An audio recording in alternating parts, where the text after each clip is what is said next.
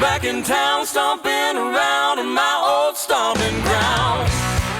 Welcome to Cook and Belle's Playhouse. This is my wife, Michelle Belle Cook. And this is my husband, Brett Cook. We are a country music duo that's been touring all over for the last 15 years. And through those years, we've met a lot of great artists and musicians. And today we're going to share some of our music and collaborate with some of the best in the business. Our special guest today is multi-talented singer-songwriter Casey Jamerson.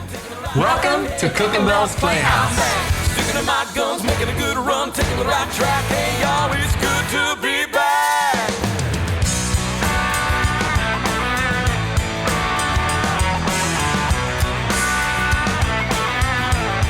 It's good to be back.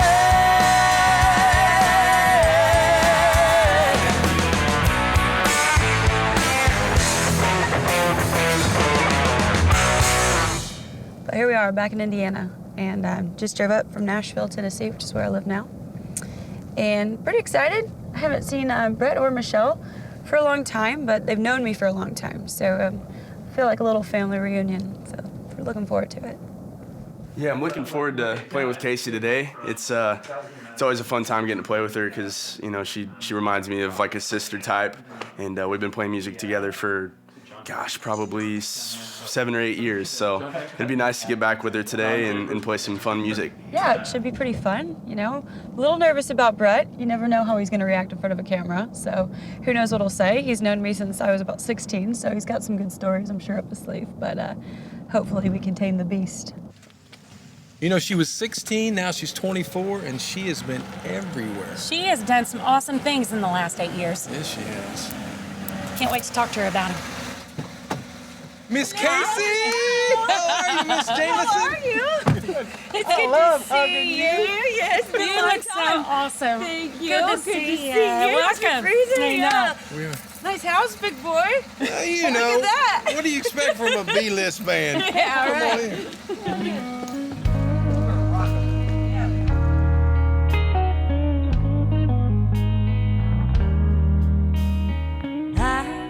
I know where you've been, where this is gonna go, and how it's gonna end.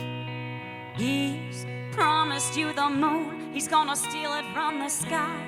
I heard that one too. I know you think things will be different with you, but oh, that's what the last girl thought too. And if you're still fool enough to walk through that door, then he's all yours.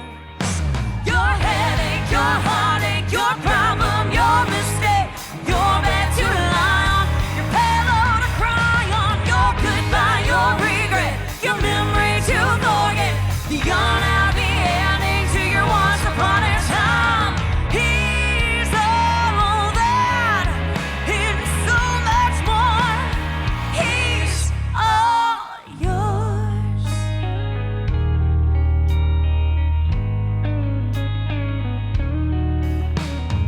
Oh, did he buy you a rose and break off all the thorns you helped put on a show?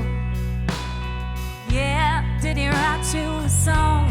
I bet I know the words and I could sing right along. Yeah. 'Cause girl, I've been everywhere you're about to go, and I know some things you're about to know. But if you're still willing to go back for more, then he's all yours. Your headache, your heartache, your problem, your mistake, is your bed to lie on, pillow to cry on, your goodbye, your regret, your memory to forget, the unhappy ending to your once upon a time. He's all that and so much more, and he's all yours.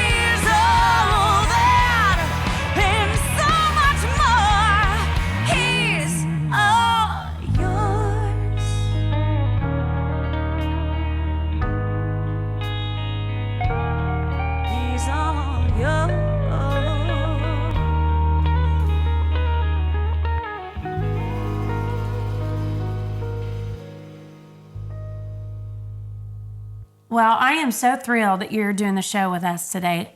I got to tell you, we haven't really gotten to spend much time with you over the last 3 years.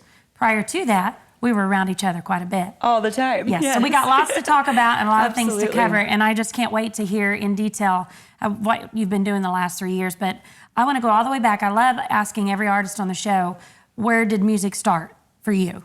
You know, music started probably, around the age of 3 or 4. Really, that young? That young. My dad's a musician, you know, not by profession, but he would always, it was kind of my bedtime story growing up. He would play guitar and I would sing these songs. I have home videos of when I was like 2, 3, 4 years old in diapers and, you know, walking around the house with no clothes on singing, "Honey, I love Texas more than I love you." You know, yeah. So, yeah, my dad's really who got me started into music, and it just, he has a passion for it and so do I, and it grew from there, and it's something we're able to do together. It's pretty exciting. Well, you come from a great family. Did anyone else in your family besides your dad do music? No, you know, my brother and my sister are really phenomenal piano players. Really? Yeah, they're both very that. natural at it. Actually, probably more natural than I am. Okay. Nobody else has a voice. It's always kind of, you know, the whole joke of the family is who's the second best singer in the family. It's pretty even playing field. Okay. They're all not that good, but they are naturally gifted at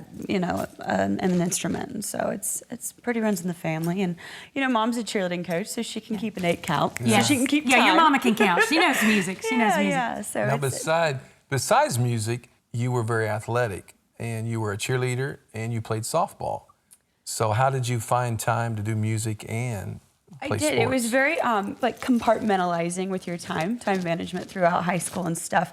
I did do the cheerleading thing, and it was pretty cool because I was on one of the best teams in the country. Yes, you were. On softball and in cheerleading. We were ranked in softball as one of the top teams in the country, Pendleton Heights was.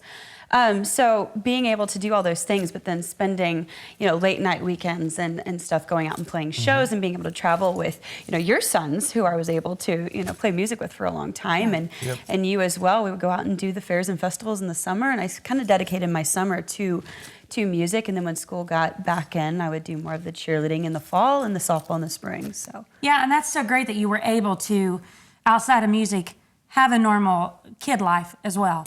I was getting to do the other things that you loved, and because you were just as passionate probably about the cheerleading. You guys won the national championship in cheerleading. Yeah, multiple times. Yeah, this was very serious, and you took it very seriously. Yeah, like the stuff you see on ESPN. You know, big time not just stuff. the sideline game cheering. We took it very serious. But you know, it's one of those things that my parents and my family in general preached to us at a young age. Is like, try everything. You know, try as much as you can, because you just never know what you're going to fall in love with unless you try it first. So I happen to just fall in love with a lot of things. So. Well, see, I played baseball. I thought I was going to be a baseball star. Got a scholarship to go to college, and at Lipscomb, correct? At Lipscomb, yeah, David Lipscomb in Nashville, and kind of like in your situation, you got a scholarship, a softball scholarship, and went to college for a little while, but chose to do the music career, and that's kind of like what I did. Yeah. So why did you choose music over softball? I could say it was a tough decision, but it really wasn't that tough. I loved being in school. I was kind of on my way to wanting to be an attorney and kind of follow suit with what my brother's doing now, what my sister's going to be doing. But you know, I just had this passion for music that I knew I would gain more experience and I would be so much better in the long run if I just went out in the world and did it versus studying 4 years for something that I really would be half into. My heart would be half into it because I would always wonder what if I would have moved to Nashville. And so I'm really fortunate that I had people behind me that were willing and able to help me get to Nashville and to pursue that dream. Well, we're going to talk about your softball career that you had and what college you went to. We're going to talk about all of that here in just a few minutes. But I want to go back to when we first met you, which was you were 16, and I believe it was at the Indiana Fair Convention. Yes, it was. You were there showcasing, and we were in the back of the room when you were on stage performing. And I don't even know if we'd ever even heard your name. And we were back there listening, and by the time your showcase was finished, I looked over to him and I said, she's a pretty special young lady. She's going to have a great career in music. And after the convention was over, we met your dad, and we met you, and met Danny, a guy that was playing for you that night, who's been on our show, Danny Frazier. Who is a one of your dad's best friends and Yes. has known you since you were a little Uncle girl. Danny. Uncle Danny, yeah. And so that was our official night meeting you, but we knew you were pretty special then. And the more we talked to your dad and talked to Danny and you, it was just funny how much we all had in common.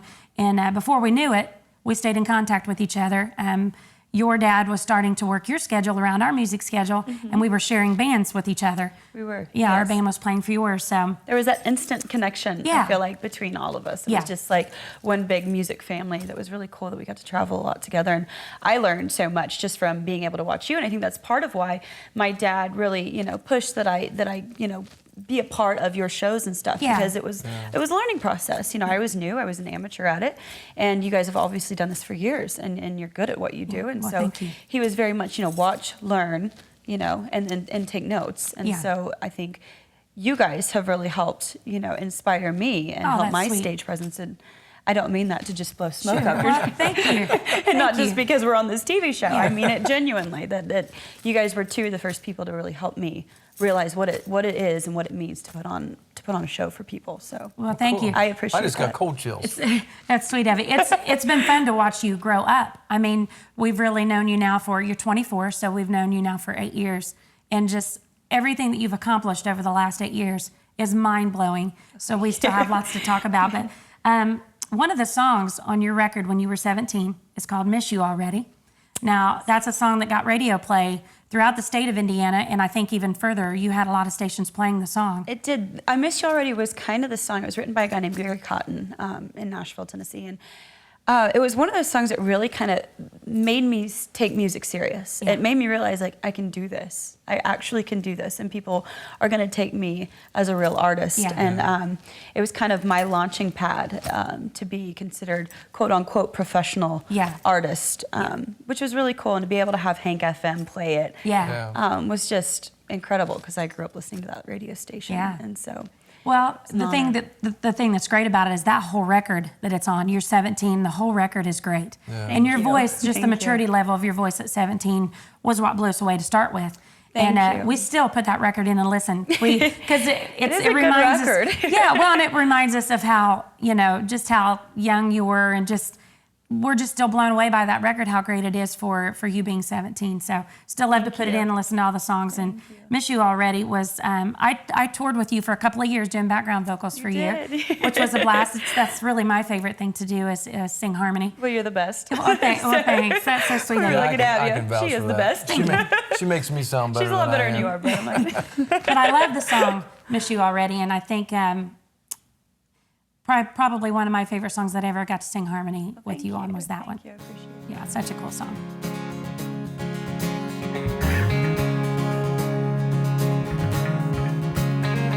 The sun is barely rising on this little town.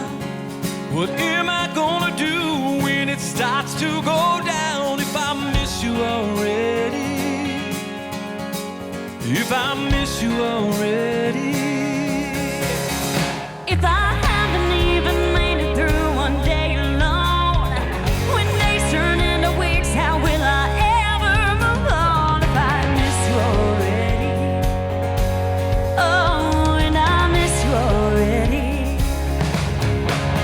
I know I said I wouldn't, no, I said I couldn't go on the way it was. But with last night in hindsight, I think that I might have tried to make it work, because I miss you already.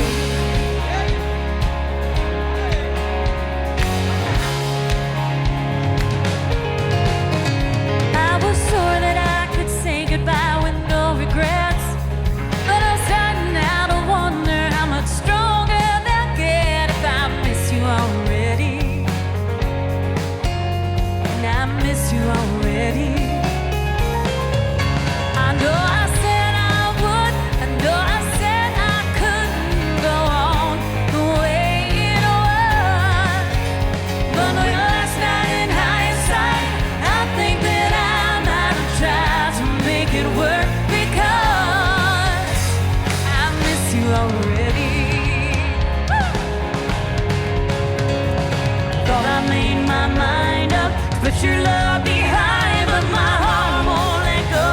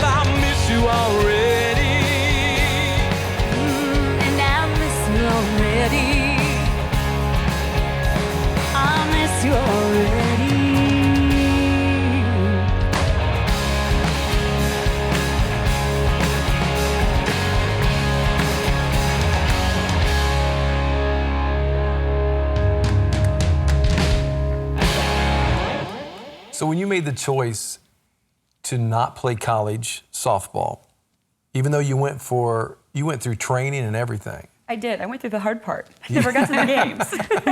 I did. I only went one semester, so I went through the off season, got to play several off-season games, and For IU? For Indiana, yes. Decided to represent my home state. So. Well, that's cool. And then you made the decision, got a phone call from someone that you had submitted a song to prior to that.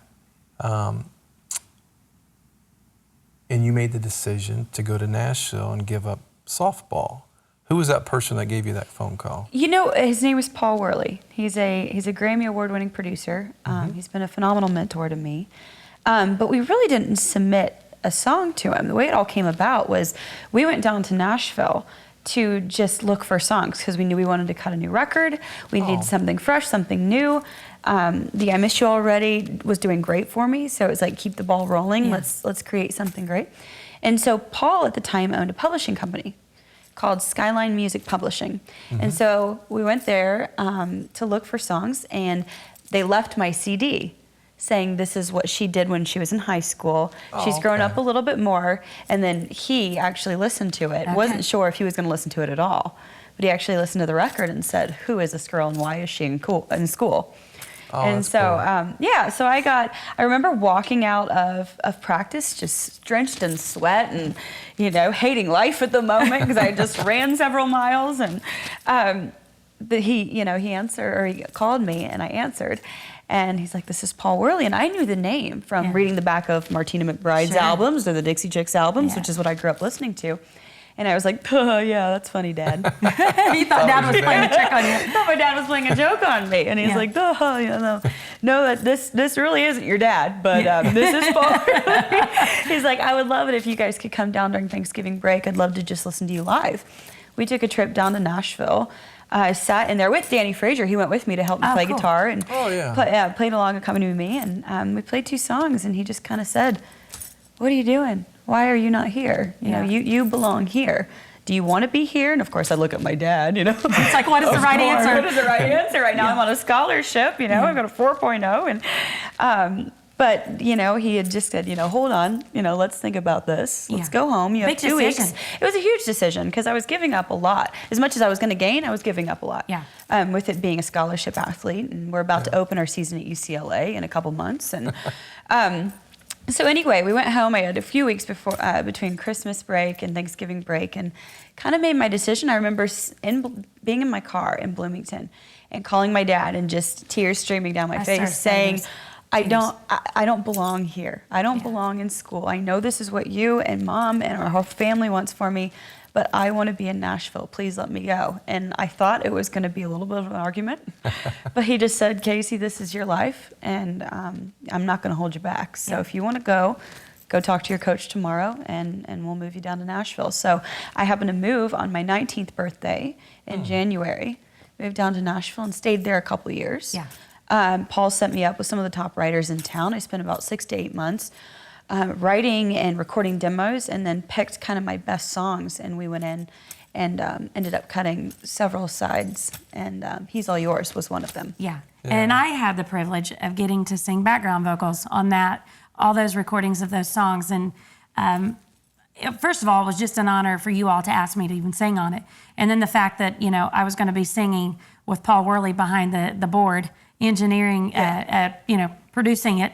And so it was so cool to get to spend, you know, the few hours that I got to spend with him and get to sing harmony. I just kept having to remind myself, he's staring at me. This is Paul Worley staring back at me. This is bizarre, but the coolest thing. Well, he kept saying Paul uses the same musicians who he's used to because he knows what he's going to get from them, and the same background singers.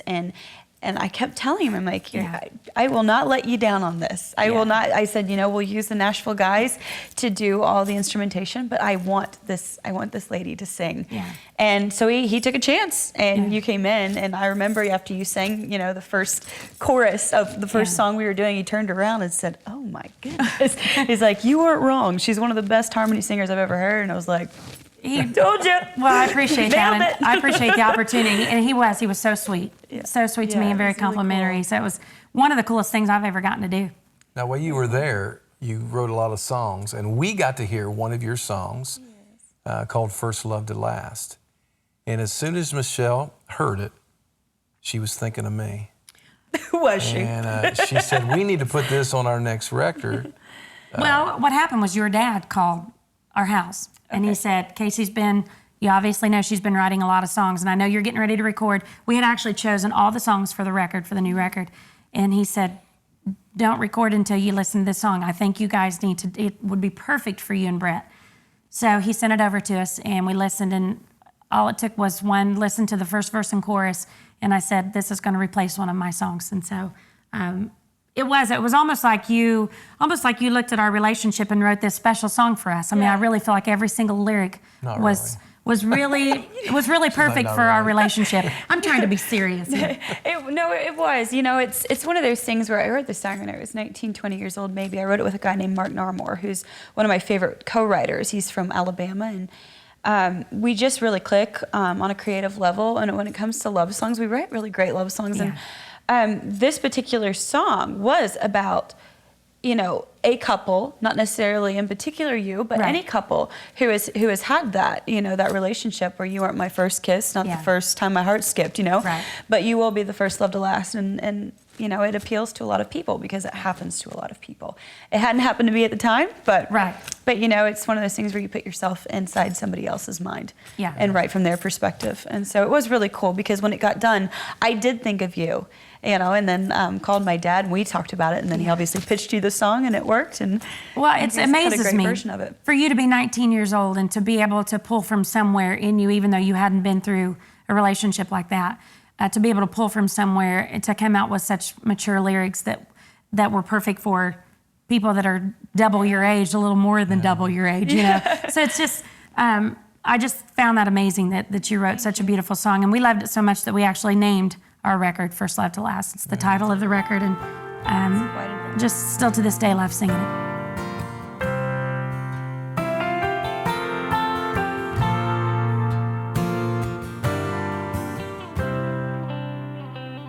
I built a wall too strong to fall.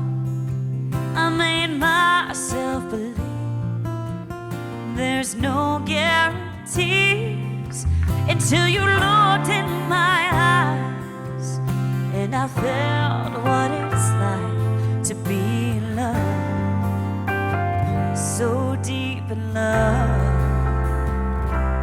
But you weren't my first kiss, not the first time my heart skipped, or the first guy I brought home to mom and dad. You're not my first taste of romance, not my first moonlight slow dance, but you'll be the first love to last.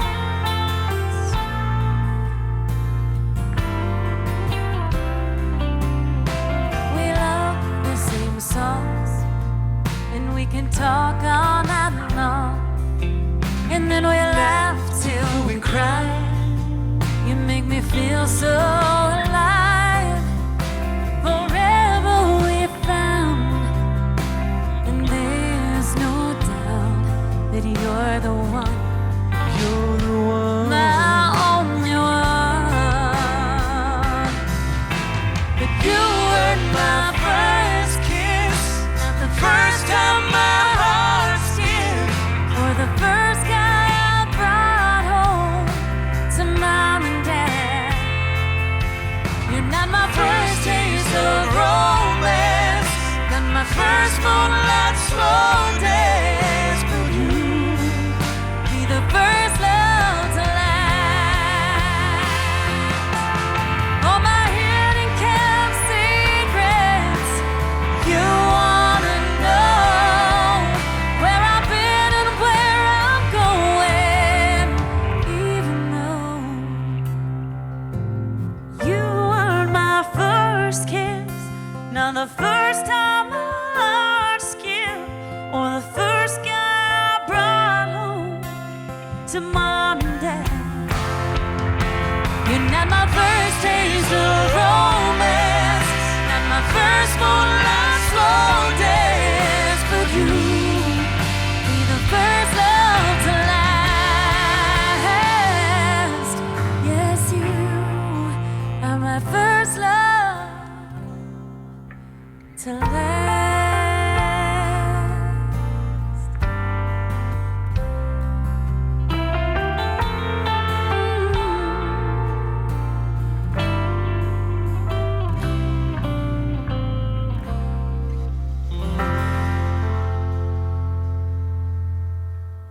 So Casey, as you were living in Nashville and you were busy writing songs, you and Paul had a little meeting about your music career, and what decision would you I got a phone make call on from Telsey Casting. A lady named Rachel Hoffman, who's a casting director there, had said that Andy Blankenbuehler and a team of phenomenal creatives who have won multiple Tonys and Grammys and we're putting together this brand new musical, Bring It On the Musical, which is just an adaptation of the movie, the hit movie from the early 2000s.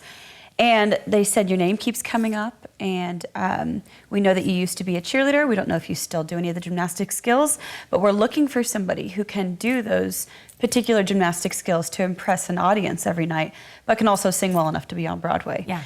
And so they're putting this together. Would you like to come to New York and audition in front of the creative team, knowing that they're looking for you? And what's that audition process? What did you have to go through? It was interesting because I went to what's called an open call because I'm not, at that time, I wasn't an equity member. Yeah. So I went to an open call. There were thousands of girls, and I thought, this is a cattle call. Yeah. You know, my only saving grace that kept me like, really, you know, like, you can do this, was the fact that I knew that they were watching me ahead of time. They had called me specifically to come to New York and audition, and so I went. Got down to, you know, the final day, made the callbacks the next day. I was reading for parts, and I thought, oh my gosh, this could really happen to me. You had never done any acting or anything prior to this? No, nothing on a serious professional level. You know, just little things here and there. But it was really cool, and I thought, wow, you know, well, hopefully we'll see. If I get a call, I get a call. If not, I have nothing to lose. I have a great thing going on in Nashville. Well, they called me back and said, we're doing a national tour, and we want you to be a cast member of Bring It On the Musical. Would you like the role? Well, at that point, it was like, oh my goodness, like, now you have to make a huge life choice. I had just left school a couple years ago to move to Nashville. To do music, to do music, and now it's like I'm getting this opportunity to be, you know, in a national tour of a brand new musical where I'll be the first cast, and they had every intention of taking it to Broadway post that. So I went to Paul, I spoke to my parents, spoke to my grandparents, spoke to my friends and everyone, and said, what do you think? You know, I'm really stuck. I know this is a great opportunity, because who gets the opportunity? Right. Their first acting job is a Broadway, you know? Yeah. And so what Paul said to me really stuck with me. He said, you in particular are not just in the music business. You are in the business of entertainment. Yeah. So go entertain. Yeah. You know, this could lead to so many other things, and you're only going to gain experience, which is going to help you in your own career, in your own life, further on down the road. You cannot bypass this opportunity. Take it and go. Nashville will be here when you come back. So it was a traveling show to start with. It was a traveling show. We did a national tour in North America for about 9 months, I believe it lasted, and then it took a month break, and we landed on Broadway in New York City when we were in Toronto when we got the call saying, by the way, you guys, you did it. You made it. So what you thought was going to take a year of your life ended up taking about 2. Yeah, once you got on Broadway, it was another year. It was another year, but you know, hey, to live in New York City, I lived right in Times Square. It was like, this is magical. You know, I remember standing, and my mom had always told me, never take for granted, you know, what you're doing, because so many people don't get these opportunities when you travel. And it wasn't until I was standing in Times Square, and I'm looking around thinking, I live here. I'm being paid to live here. Yeah. You know, and so many, every other tourist around me has paid so much money to be here, and I'm being paid to be here. You know, it was just one of those incredible, like, realizations of, you know, I am truly lucky. Yeah. I'm truly lucky. What's always amazed me, and I wanted to talk about this earlier, is that you're such a hard worker. In anything that you do, you give 115%. You know, the cheerleading, the softball, songwriting, everything, every aspect in your life, you just work your tail off, and you always have. And I think that's why you've gotten to do all the things that you've gotten to do, and why all these things have come your way, because of your work ethic. And I mean, you come from a family that works really hard, and we know that. And, you know, your brother and your sister and mom and dad all work really hard, very high achievers. And so, you know, you can have great genes, but you just have that great work ethic that your parents instilled in you, which is great. Competitive nature, I think, is what it really stems from. It's, you know, if I'm going to do it, I'm going to try to be the best at it. If not the best in the room, I'm going to be the best I can be, you know? So it's always striving for that. And I'll tell you what, I got to sit in, I had dinner with Barry Gordy one night in New York City, the founder of Motown. That's a big deal. I did, because I get to work with his son quite a bit in the songwriting world. Red Foo of LMFAO. And, Yes. And he said to me one time, he gave me a great piece of advice that I will carry on with me. He said, never assume that you deserve anything in this industry, because there will always be somebody better and more talented than you. Absolutely, yeah. But be the one that works the hardest and always be humble for what you're given. Yeah. And it was like, that piece of advice from that type of man was just, I will remember that till the day I die. Yeah. Well, I think this is going to be a really cool moment, because I think most of us have played this song with you at one point in time or another in the last 5 or 6 years. So I thought it was appropriate to do for your show tonight. And I think this is a really, really cool gospel song. Maybe one that most people have never heard before. So check this out. 1, 2, 1.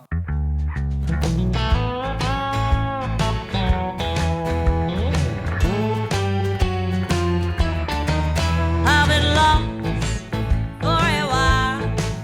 I know I may be off about 1,000,000 miles, but I'm gonna find my way back to the crossroads someday, and I'm gonna lay my soul in His hand. I asked directions down at the station. I had a feeling I could trust that guy. I was mistaken, but I got a feeling that I'll be driving down the highway till the day that I die. I said I don't care, even if I gotta crawl, till I ain't got any knees at all, and I'm gonna find my way back to the crossroads someday, and I'm gonna lay my soul in His hand. I'm gonna lay my soul in His hands. In His hands, in His hands. I'm gonna lay my soul in your hands, oh Lord, and I'm gonna find my way someday. Yes, I am. Oh, please, Sam.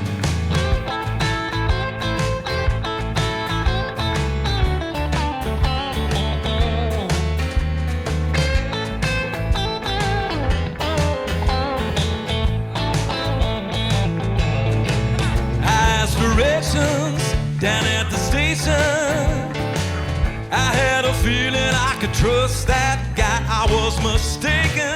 Now I got a feeling that I'll be driving down the highway till the day that I die. Said I don't care, even if I gotta crawl, till I ain't got any knees at all, and I'm gonna find my way back to the crossroads someday, and I'm gonna lay my soul in His hand. I'm gonna lay my soul in His hands. In His hands, in His hands.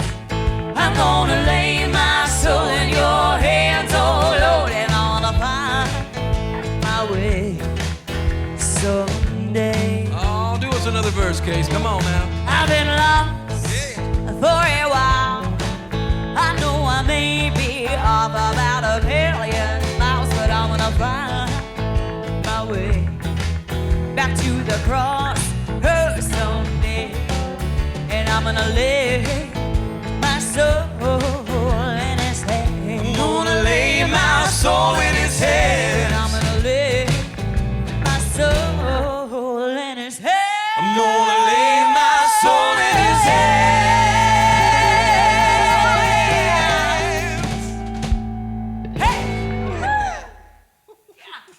How did the Australia thing come about? Because not only did you do Broadway, but you ended up moving to Australia to do Broadway as well. We caught word that the show was closing in December of 2012.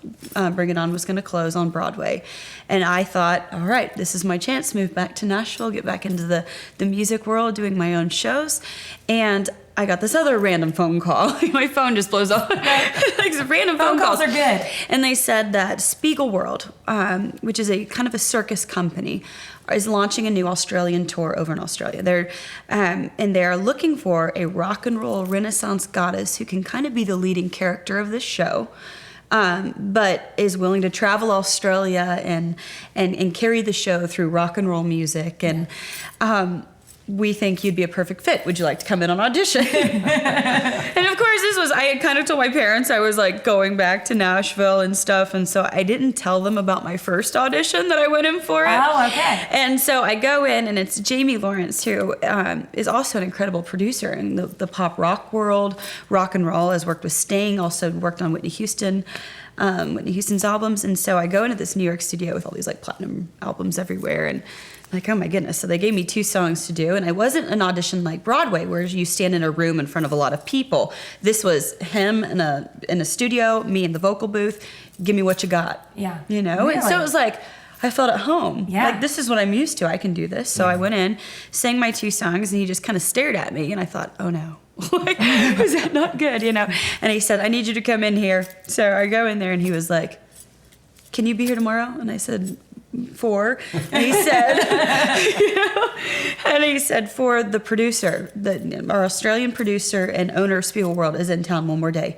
He has got to see you. You're at, I can't speak on his behalf. Right. He said, but in my eyes, you got the job. And I was like, oh no, I got to make a phone call to my parents. They need to know now. Yeah, oh my goodness. So I did. I called them, told them how the interview and audition went and stuff. And it was, they were excited. Of course, there's reservations. Sure. It's a circus in Australia. And it's, but I went in the next day and did the exact same thing. The owner, Ross, looked at me and said, can you do that 8 to 10 times a week for an hour and a half? And I said, yeah. And he goes, I'll see you in Australia. And he walked out the door. Next time I saw him was opening night in Melbourne, Australia, Wow. when I did it. Yeah. So it was another one of those things where it's like, how do you turn down this opportunity? Yeah. And all of those opportunities have played into, the growth of my own show now that I'm back. I've learned how to actually put on a show versus just being a singer. Yeah. And I've also learned how to be a character in your own self. Because a lot of times I would sing songs that I wrote, and you sing them thinking about the experience you were in, but not actually reliving it. Yeah. And now it's like I've had to learn to be in the moment of what I'm feeling, even though I may not really in reality be feeling it. Yeah. I have to put myself back in that character mind state of exactly the emotions I was going through when I felt the need to write that particular song. So That's funny you mentioned that, because there's a lot of artists, especially in the pop rock world, that when they're on stage, they do become a character. Yeah. Yeah. And Beyonce, Sasha Fierce is her Sasha character. Fierce, yes. Yeah. So absolutely. So definitely in that entertainment world, I think that's really important that you do create some kind of character on stage. It's one of the biggest things I gathered from doing both those shows, because I had to play a character that wasn't me. Yeah. And I'd never had done that before. And so being able to do that and translate that into my own music and adapt that around, my own stuff it has helped tremendously.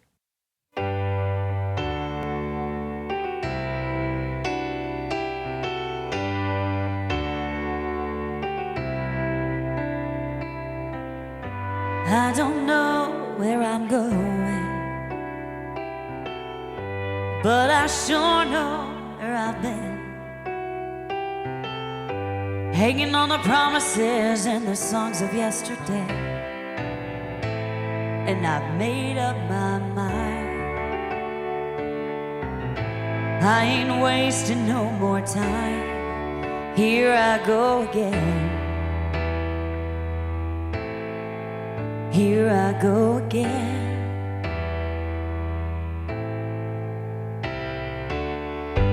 Though I keep searching for an answer, never seem to find what I'm looking for. Oh Lord, I pray you give me strength to carry on, 'cause I know what it means to walk along the lonely street of dreams. Here I go again on my own, going down the only road I've ever known. Like a drifter, I was born to walk alone. I made up my mind. I ain't wasting no more time. Just another heart in need of rescue, waiting on love's sweet charity. And I'm gonna hold on for the rest of my days.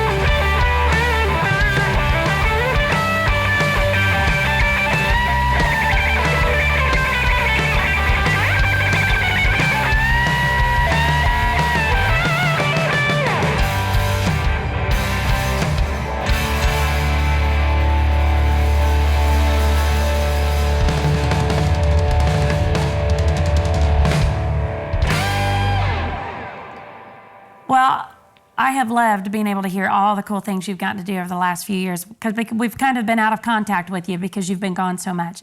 So what are you doing these days? Well, I got back to America last December, so I've been here now almost a year. Okay. And started rewriting and getting back into it, moved back to Nashville. I have a brand new band leader, Josh Frigo, who is playing with us today. Yeah. We decided to join our heads and go in the studio and co-produce about 6 brand new songs that we have. And we just got done with that. So we're in the mixing, mastering process stage of everything. And 6 songs I'm really, really proud of, one of which we're going to do today. Yeah. It's called Thirst. I've had this song kind of in my back pocket for a long time. This song was written by a group called the Henningsons, who are a group in Nashville. Since they wrote this song, they had a record deal and had a song that did really well for them. But this particular song they wrote, and I kept praying and praying and praying that they wouldn't cut this because it's such a phenomenal song. And I wanted it, and now that it's been a few years, I still love it as much as I loved it, you know, in the past. And so we decided to cut it. It was finally my chance, and I'm really proud of the way the recording turned out. So yeah, I heard you do this live a couple of times, and I thought it was a really awesome song. So I was glad you recorded it, and the recording is really cool. This direction of your new recordings, I think fits you better than anything that you've ever recorded in the past. And I think it's some of the best vocals I've ever heard you sing as well. Thank you. So Thank you. That we were means really a impressed. lot because you've heard everything I've done. Yeah. So that means a lot. And definitely the direction and the style of the songs and just the entire image of what we do on the live performances and what this record is and the photos. And it's just all a reflection of who I've become. And I don't necessarily know that I was never this person. Sure. You know, I've always wanted to do more of the edgier things. Yeah. I just, growing up in the middle of America, you know, in small town USA, you know, you think that you have to be one person and you have to sing one certain style. And getting out of there, I realized, no, there is a whole other world of people who like this type of music too, who like to listen to Paramore and also like to listen to, you know, Aerosmith, but also do like to listen to traditional country as well. And so we're trying to find that happy medium because I am all of those people. Yeah. And so this album will really reflect that. Now, how can people get your music? This particular CD that we just got done is not out yet. Right. It'll be out here in the next few months, probably. Hopefully, you know, by next summer, all of it will be out on iTunes. But the current stuff is on iTunes right now, CD Baby. You can order it through my website if you want the actual jewel case package of it. But definitely iTunes is the best place to, now, how go. can they get on your website to find out where you're going to be performing? It's just CaseyJamerson.com under the tour. Casey with a C, Jamerson with an R. Yeah. But yeah, just that has the tour section on it as well as my Facebook, facebook.com/Casey Jamerson Music. I'm really up to date on all that kind of stuff.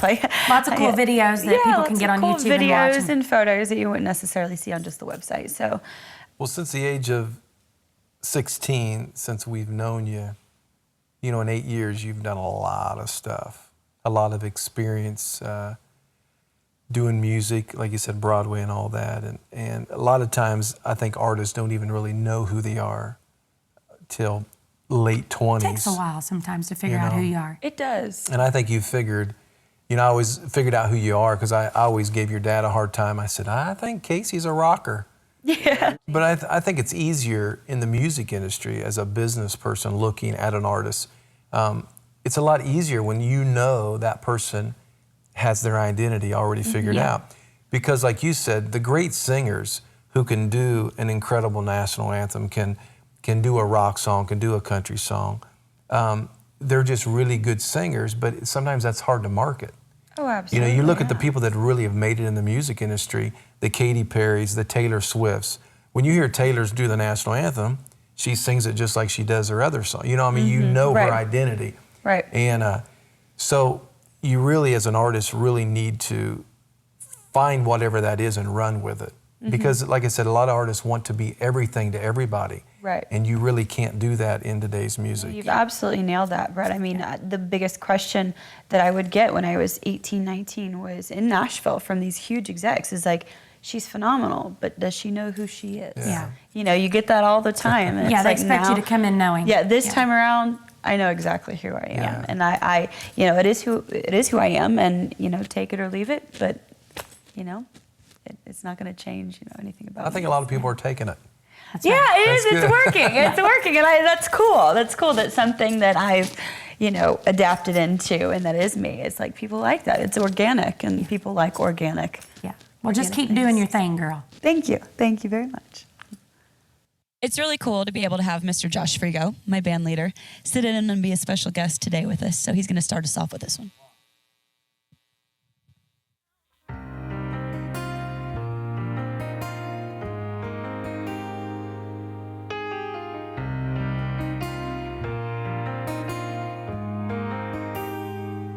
Your unquenchable thirst in the desert. You're the hunger that's down in my soul. You're the rain that beats hard on my window. You're the reason I'm losing control.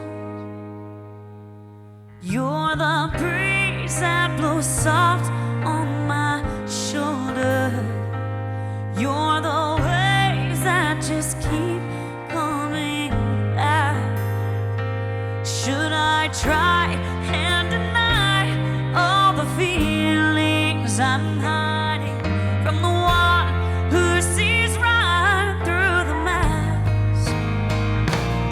And I always wanted to be the one who forever holds you and never lets you down, keeping me 10 feet above the ground. And could you be with me, never leave me, listen to me like I'm the only sound, kiss me like there's no one else around, no one else around, yeah.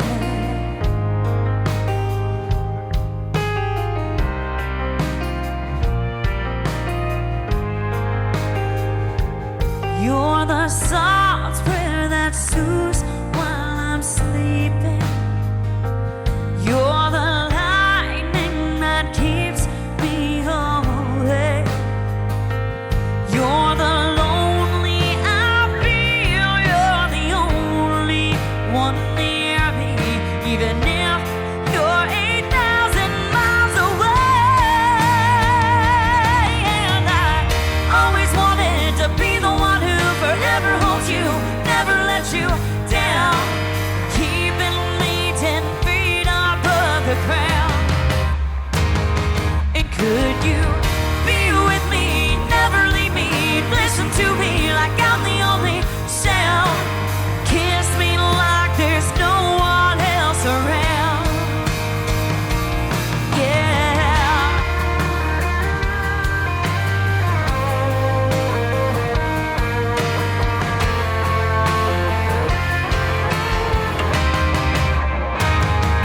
Could you be with me, never leave me, listen to me like I'm the only sound, kiss me like there's no one else around,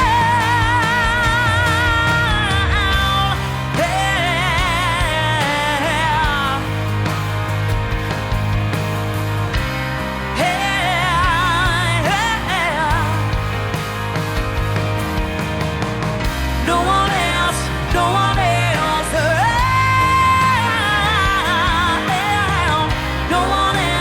no one else. Well, Casey, we have had a blast today. Thank you so much for having me. It's been so much fun. We talked about this earlier in the interview, but we've known you since you've been 16 years old. And to see where you've come in the last 8 years is unbelievable. Yeah, well, and you've turned Thank into this you. woman. I mean, it's, you were just this young. You were a young woman when we met you, but we still looked at you as a little girl. I was so mature. That's right. But it's been awesome to get to spend this time with you, because we haven't really got to be around you the last three years. I mean, we've seen you on a couple occasions, but I haven't got to spend any good quality time with you. So it's been awesome. Yeah, well, thank you. Once You're again, very thank welcome. you guys so much. It's been so much fun seeing the boys again. Yes. Being able to play some music and hanging out. I think Well, the everybody gospel has that, song so. was really cool, getting around, it just was. kind of grouping. Off camera, you said, hey, this is like a portrait. Yeah. Of the Family family. portrait. The whole family's back together. Because back when Seth and everybody played in the group, I was on the road with you for a little while, he was 16.